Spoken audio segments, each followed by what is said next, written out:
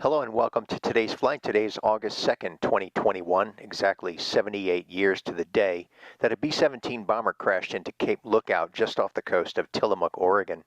This video is going to go through some of the history of that flight and conclude with an actual flight that I took to commemorate that event. Apparently bewildered in the fog and seeking a landmark, they came angling in over the peninsula from the northwest and hit the first tree less than 2 miles east from the end of the cape. Around the tree that stopped the plane, there's a tangled mass of aluminum, the largest piece being the tail of the plane and the large part of one wing bearing the number 230326 on the side that lay uppermost. The rest was broken, torn, and twisted metal, with shapeless parts and instruments, and a tangled maze of countless wires and small cables. Some of the metal parts were fused. There were many exploded 50-caliber machine gun shells, indicating that there had been some fire even at the end. 2 or 3 sheepskin-lined coats, a pair of wool-lined overshoes, and shoes with soles torn loose from the wreckage. Mute reminders of the 9 men who had perished in the crash. That 1 of the 10 should have survived the shock alone and unattended for 2 days before being found and cared for is a miracle, almost beyond belief after viewing the scene of the crash, where pieces of large and small metal, wood, and plastic were scattered amid and outside the tanglement of broken trees over an area 500 feet long and 150 feet or more wide. The final flight of B-17 230326 was made from the Army Air Corps base at Pendleton, Oregon, the present site of the Pendleton Municipal Airport. According to the sole survivor, Second Lieutenant Wilbur Perez, Bombardier, a briefing took place at the Army Air Base in Pendleton, Oregon. The flight of 6 B-17 bombers was scheduled to depart at 0900, head westbound to Cape Disappointment, located here, and then upon arrival to head west out over the ocean for 500 miles, and then return to Pendleton. For reasons unknown to Second Lieutenant Wilbur Perez, the pilot Roy James Lee was late to the briefing. As a result, it delayed the departure of the B-17 for a half an hour. This late start resulted in the airplane flying by itself without the benefit of the rest of the formation. The weather conditions at the coast on the day of the training mission resulted in fog just above the water extending all the way up to 8,000 feet. According to Wilbur Perez, the bomber was flying at about 10,000 feet, and likely due to a navigational error, the airplane ended up 57 nautical miles south of Cape Disappointment, at a place called Cape Lookout, depicted here on the four-flight map. The airplane was traveling at the time just above the wave tops at 50 to 100 feet, and upon seeing land here at Cape Lookout began to climb in an effort to clear the land. However, the airplane was about 50 feet shy of clearing Cape Lookout and struck the terrain about right here. This is a map derived from the actual Army Air Accident Report, showing the direction of travel of the airplane as it approached Cape Lookout. As you can see, it approached from the northwest to the southeast, striking terrain at this location. This Google Earth depiction shows more clearly the path of the airplane as it traveled from the northwest to the southeast, resting at the location indicated by this pin. The airplane came across this rising terrain and just barely missed clearing these treetops, according to the eyewitness, by as little as 50 feet. As you can see, as this image rotates, the very sheer drop of this cliff, the recovery team indicated that 1/3 of the airplane went over the cliff, and the rest was spread out over about a 500-foot long, 100-foot wide swath near the top of this mountain.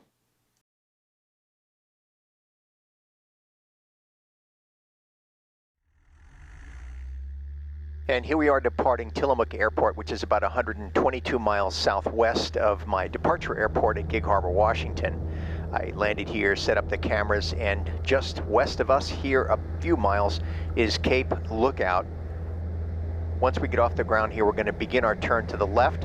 Lots of wind. It was about 25-knot winds here at the airport, and that's fairly typical in the summertime when you have the really cold ocean air and the really warm air rising off the terrain. So here we've completed our left turnout, and as is often the case at the coast, there are clouds hanging over the higher elevation land adjacent to the water, and that's Cape Lookout there to the left in the distance, and sure enough, there's clouds hanging over it. So we're going to have some cloud cover, not a perfect day for photography, but we're going to be able to see the terrain and where the airplane struck on this date in 1943. So now we're out over the water, making our left turn and approaching the exact location on the coast, which I have marked on my ForeFlight. We're going to overfly directly and approximate the direction of travel of the B-17 on that day, approaching from the north.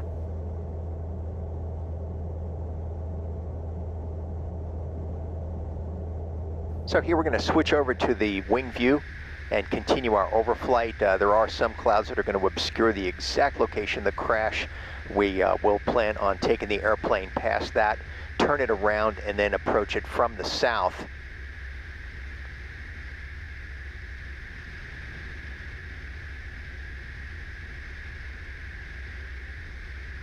And here we are coming up on the crash site, and this shows the direction of travel of the B-17 on that day.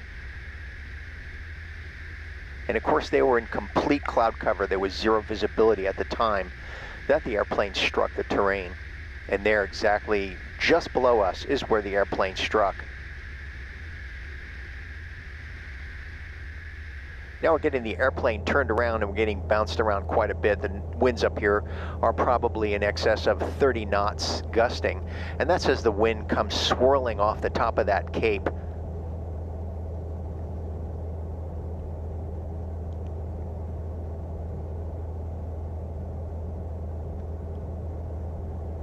And here we'll switch back over to the wing view to give you a look at the beautiful coast as we approach the cape from the south.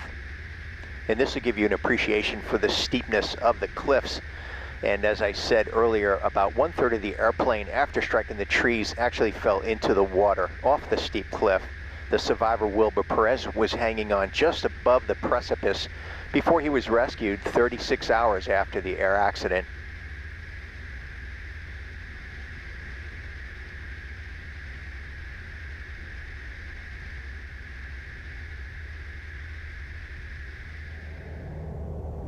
And there you can see us getting shaken around quite a bit by the wind gusts as we approach the cape.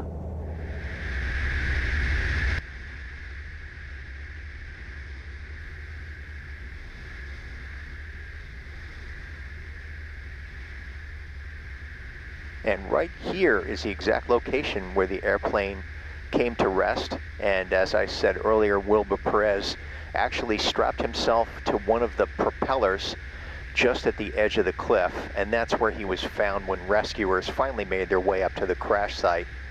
Parts of the airplane are still located up near a hiking trail at Cape Lookout, and it's my plan to make my way up there and look at the crash site from the ground. And there is the crash site directly below us, only partly obscured by that little cloud there.